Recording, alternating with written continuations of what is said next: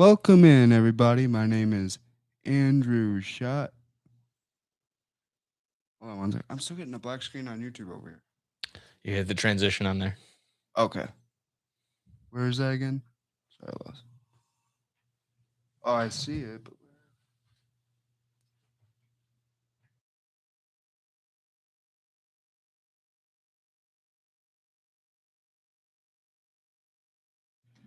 welcome in, everybody. Sorry about the little technical difficulty. Welcome into Coffee and Sports. I am your host, Andrew Scheid, and I would like to welcome everybody into this show. Unfortunately, we do not have Matt Donnelly with us. He had his farewell show our last time here. But in that respect, we have got the producer of this wonderful show, Nick Johnson. How are we doing today, Nick? We got some great topics today. We're all ready to talk some baseball for sure. We got clearly by our jerseys, we're ready to talk some baseball. This was unplanned, by the way. This was unplanned with the pinstripes. Luckily, I had Montgomery and Andrew over there rocking with his the City Connect from this year. Luckily, he's got Paulie Konerko on his. So honestly, I do this all the time. Whenever I'm wearing the same jersey, one of us has to change. That's just the rule. That's just my rule for sure. So I don't know if you had that same rule, but that's just me. I don't know, but funny story. I actually got to meet Paul Konerko when I was a kid. One of the nicest guys you'll ever meet. Nice, yeah. Our guy Mike this year was able to get a small interview with him. He seemed nothing less than a class act. So it was awesome. Right now, getting into it, Nick, we're talking the WBC has kicked off. And I am really, really excited about this because it hasn't kicked off in the sense where the tournament has started, but we're at the sense where they have exhibition games going on, correct? Indeed. We had a couple today for sure. We had Team USA taking on the Giants. And then Team Canada taking on Toronto? Is that right? Correct? And here's the funny part: Team USA beat the Giants a score of 15-1. Whew. 15-1. It's a whooping.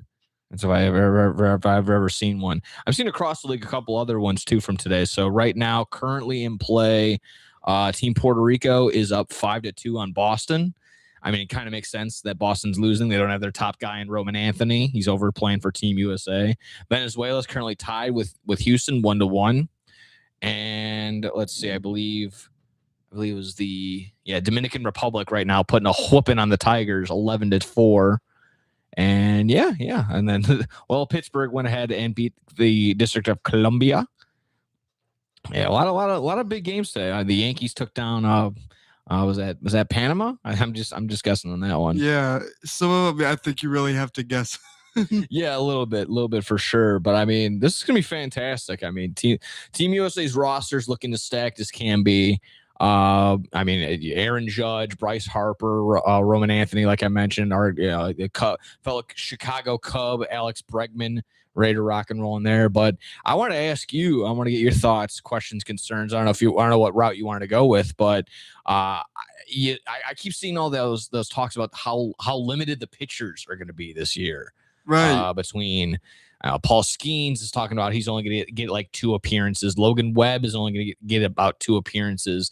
I think it's official that Tariq Skubal is only pitching 1 game, 55 pitches, and that's it. That's it.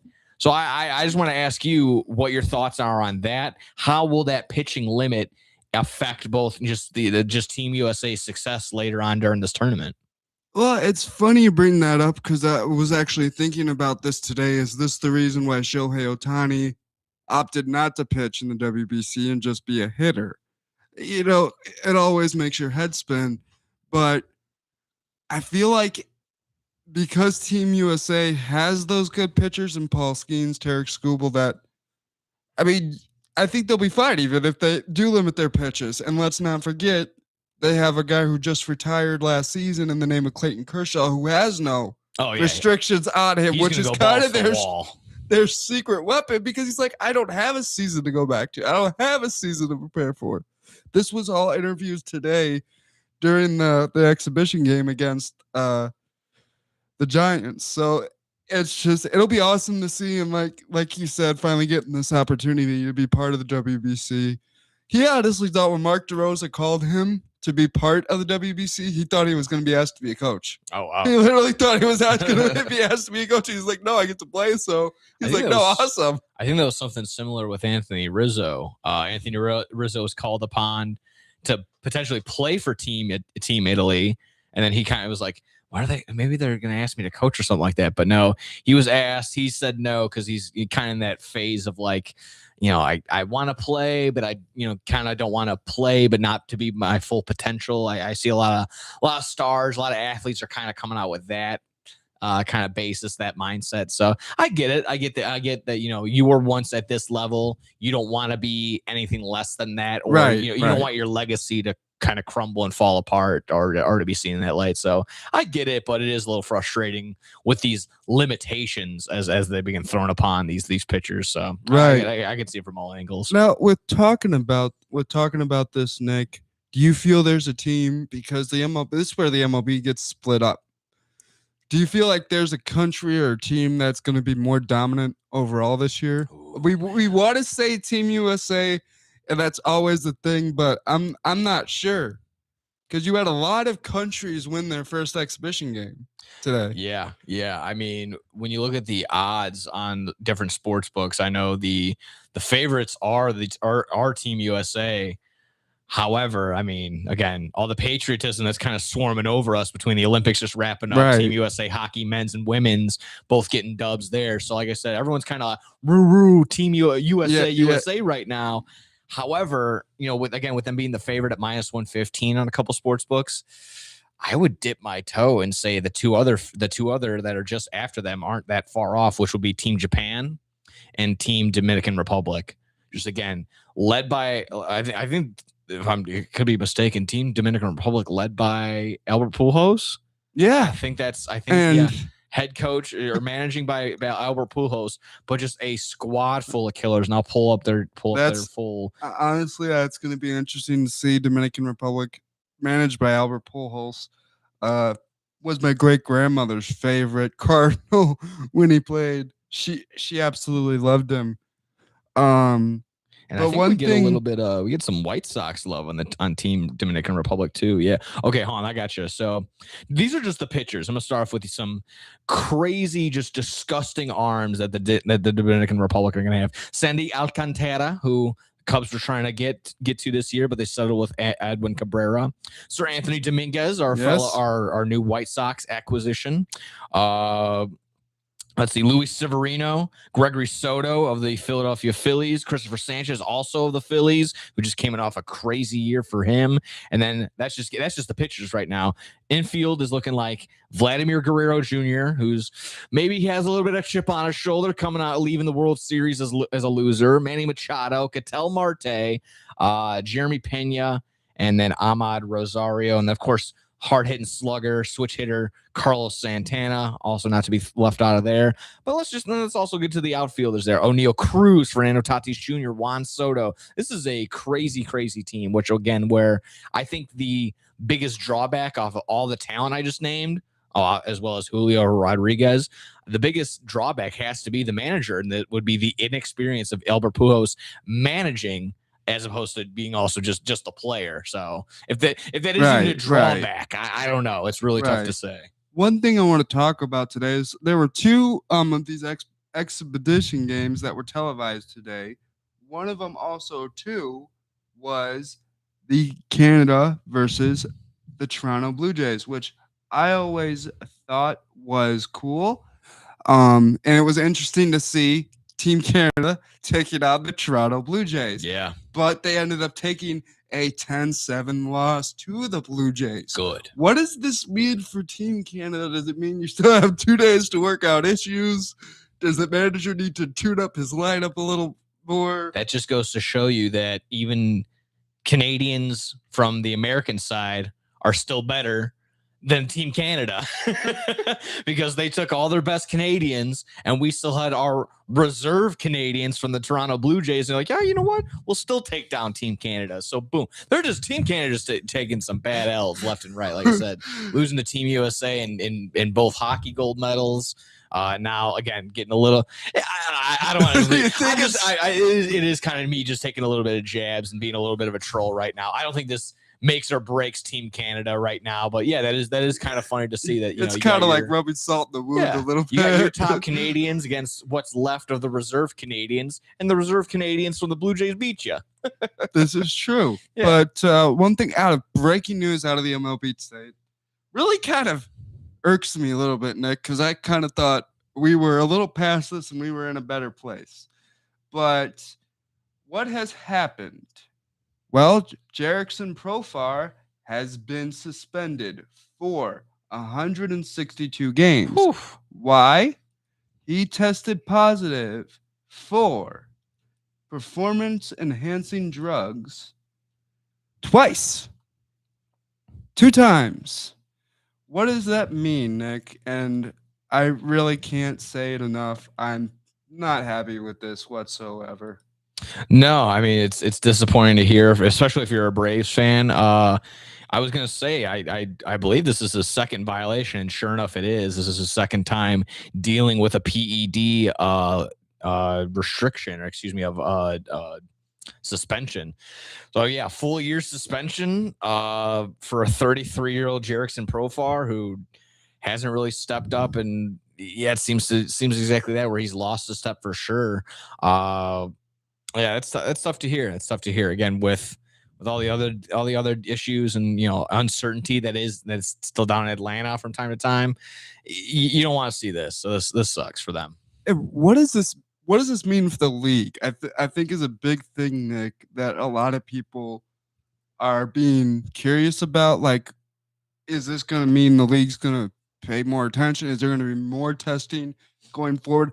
I feel like there should be more regular testing, because if someone's dropping, like Jerickson Profar here, failed 2 tests, then you're not testing enough. Something's not getting caught, because he should even have the chance to be able to take these drugs. Yeah, exactly. And of course, it always is the issue of like, well, how are they taking it willingly? Are they just taking it on the advice of a doctor or something like that? Right.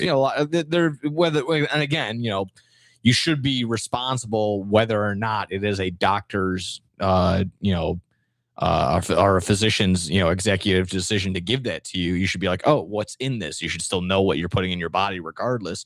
But I don't even think that's the case. I feel like I feel like the MLB, does a pretty good job of testing regularly, and when there is uncertainty, they do hammer it down. I don't think this is getting out of hand. I don't think this is too crazy of a thing, but yeah, for sure. When you're once you're on their radar, it seems as though you're more than likely to get tested more often. So maybe that's the solution. Once you get even the slightest hint that you're on the list or even dealing with these performance enhancers, you're under a microscope already as compared to everybody else. Right. And my family, when we heard about this today, it was like, my mom was like, I thought we were done with this, with the whole Sammy Sosa, Mark McGwire thing. No, never. And I think we were talking about this, and I think that incident just made the MLB call attention to it more and say, this is an issue and this is going on, is what that did. But it for sure didn't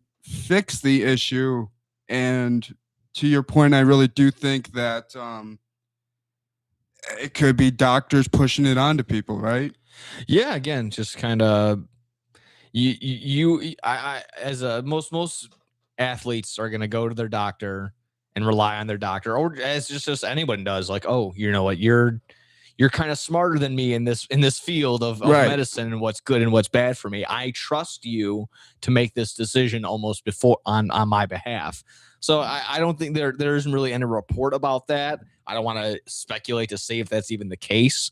But again, we know for sure with Profar being out, it already sets the Braves back, who were basically odds-on favorite last year to win the division. They completely failed. They were 76-86 last year. So really, really, again, just a big blow for they're already going to be dealing with Spencer Schwellenbach, who's already going to be off, on IR to start the year, as well as Hurst and Waldrop. So it's going to be just, again, kind of battling and looking up for the Braves right now. Right. When we come back, we're going to be talking some breaking Chicago Bears news that came out today, and what this could mean for the Bears. Not that they need more fuel on the fire with the whole stadium thing, but they got more of that today. So when we come back, we will deal with that and go from there.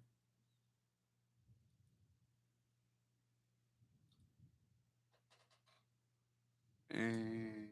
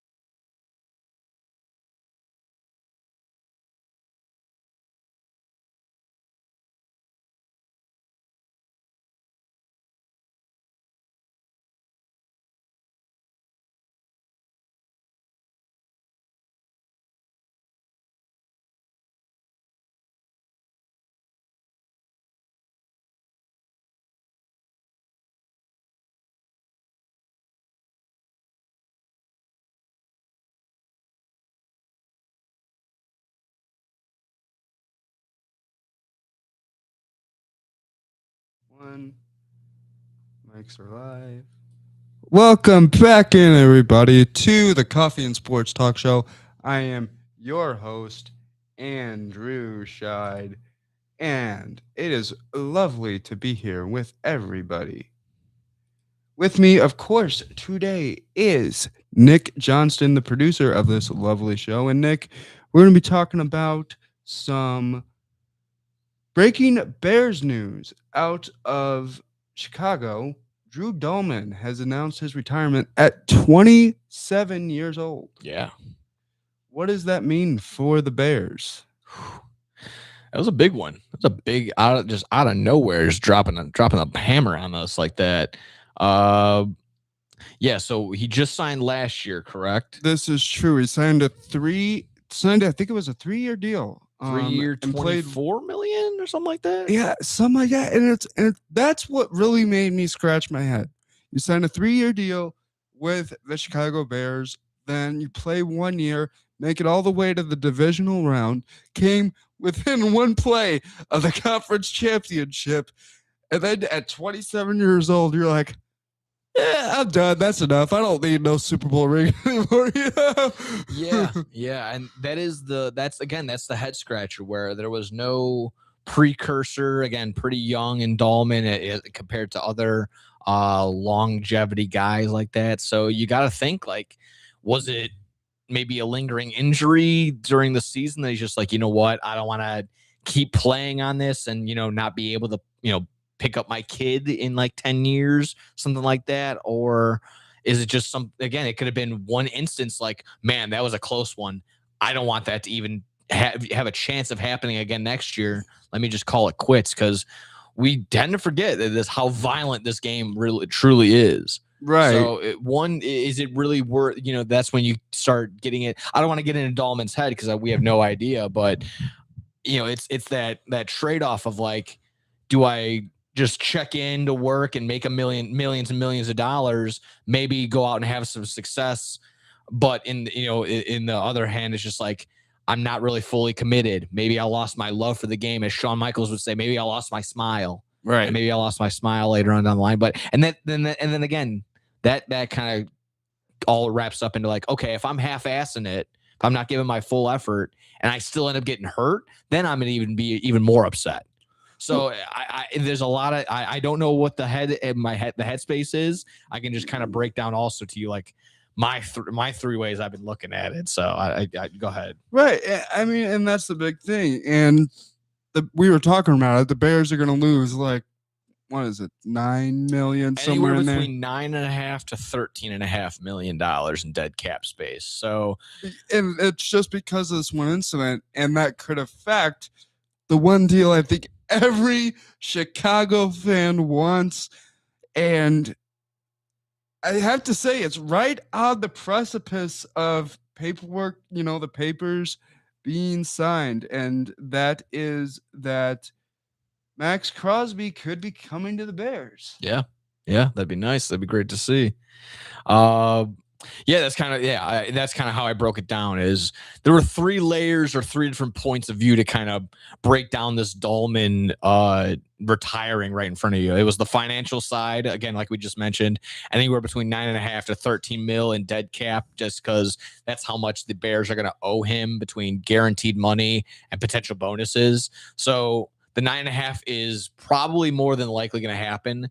It's that extra $4 million that can come in, but that's kind of tied into his bonuses. So I think the Bears have an opportunity to say, like, hey, we're not going to pay that. You're gonna reverse Uno card. You get to pay that instead. Right. So it's not insurmountable. It definitely is not as bad as, the Browns having to deal with Watson's dead cap, or the Dolphins having to deal with potentially Tua's dead cap later on down the line, or same thing with the Cardinals and Kyler Murray's. But it is still frustrating when you see that amount of money, when the Bears can go out and make a move. I think it also affects the team chemistry. Here's your center. Here's your captain of the offensive line. And now, boom, now you have to go find a new one, whether that's through the draft, a trade, or free agency. That's now the top of the list for what you need to do. And it's another feature, another guy that Caleb's going to have to get used to now. Right. Like that's another, it's a small connection that they're going to have to deal with. I know the greats and quarterbacks will always have to adjust and make new connections, but for sure has to be frustrating considering that wasn't really on the Bears. That wasn't on the horizon for the Bears to deal with this offseason. And I think as Bears fans, when I first saw this, and I've worked social media, Twitter, for another network I'm part of, and I follow Adam Schefter, and when he broke this news, I was like, are you kidding me right now? Yeah. I mean, that was the whole thing, was like, really? Yeah. Really? And again, that ties into finally that point that you just made, getting into Max Crosby, is where does the team's focus for acquisitions go now? Does it go into, hey, we need to, again, with the news of Max Crosby becoming the heavy favorite for the Bear to become a Bear next season? Does the Dalman news put a damper on that? Like, will they now have to truly just focus on getting a center, getting a brand new center, whether it is through trade or, hey, that draft pick that we were going to give the Raiders for Max Crosby, we're going to have to hold on to that now. Maybe we have to hold on to that. It could be a whole kerfuffle. And if I remember correctly, there's been a lot going around about Max Crosby and the Bears, and they're looked at as the favorite landing spot for Max Crosby. They went from just today, Crosby went from being plus 600 to minus 145 on a lot of sports books for the Bears to be his next team. And so we'll see what happens there. And let me say this, I'm not big into betting, but I know when odds drop dramatically like that, a signing for him is going to happen this week. Yeah. The sports books that are run by houses, like, by Vegas, they don't play around. No, so, no, they're not they just don't gonna magically change these odds just for funds, just for poops and giggles. Like, no. This is real talk right now. So the fact that it went so drastically from plus 600, for those that might not know, that means if you were to make a bet on plus 600, you'd only need to take $100 and you would win $600 in profit. Yeah. So if right now with this minus 145, that means it's more than likely that the Bears are going to be the landing spot. So if you were to take $100, bet that on the minus 145, you're only going to get about $55 on that. So that's kind of how drastic that has changed for those that might not be so too keen on what odds and sports betting. So. Right. And I didn't even know that you could draft on not draft, but bet on something like that. It's weird. And we've talked about it before. Kiddo. I was about Once to say you we get into that sportsbook realm, I'm sure there's different sites that I'm sure you can make bets on different bowel movements for different people. So. Yeah. We've talked about it. There's been some strange bets out there for sure. But I want to talk to you, Nick, about Max Crosby. And if this trade does happen, what does that mean for Chicago? We've already known that Caleb Williams and Max Crosby have a little bit of a chemistry. Caleb Williams has gone on Max Crosby's podcast, The Rush, so we know that. What would this mean for Chicago? Obviously, it's really a future Hall of Fame edge rusher there in Max Crosby. Potential there, yeah. Yeah. So what does this mean for Chicago? I would be excited as a Bears fan, and to only give up DJ Moore, let's be honest about this. We have other guys that Williams can pass through. You got Luther Burden, you got Cole Kmet. Even though he's looked at more as a blocking tight end now, it still passes the ball to him. You got Roma Dunze. You can pass the ball to DeAndre Swift if he wanted to. So he's got weapons out there. DJ Moore to me is not an essential need for the Chicago Bears. I don't know how you feel about it, Nick. And if Max Crosby comes to Chicago, what would that mean for the Bears? I think it would be the biggest addition for the Bears in quite some time. The football is as complicated as it is. It's also extremely simple in the sense that everything starts at the line. So if you get a defensive edge rusher that just pins his ears back and is able to defeat more than likely like 90% of offensive linemen at any given day, you have yourself a player that's going to make everybody else better from top to bottom. So that's going to, again, starting at the defensive line, offensive line. You get a guy that now, instead of the entire offensive line not having to worry about that guy, that key superstar that they have to double team, with Max Crosby coming in, you're going to have to do that. That opens up opportunities for everyone else on the line. That therefore opens up opportunities for everyone in the backfield, on the middle linebackers. Makes all your defensive backs see everything a little bit better, and you can kind of see how, they're gonna have many more opportunities because balls are gonna be thrown faster or misplaced because the defensive end is just running right to just, again, trying to kill the quarterback. So this just makes the Bears defensive that much better.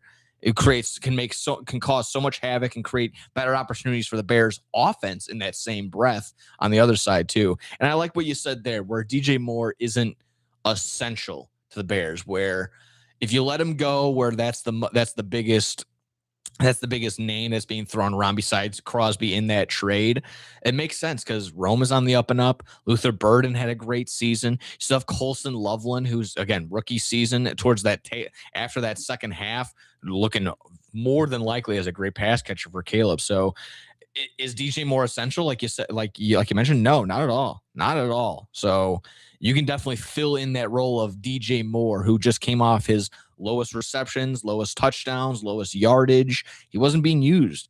And there was some report, and I'm not entirely sure if it's been confirmed, but there was talks of, chemistry between Moore and Caleb not being on the same page, more than likely. But it kind of contradicts itself when two of the biggest plays of the year went to DJ Moore. So. Right. And I think that's what gets Chicago fans up in arms about losing DJ Moore. Is like, if it wasn't for DJ Moore, we wouldn't have won that game against Green Bay in overtime.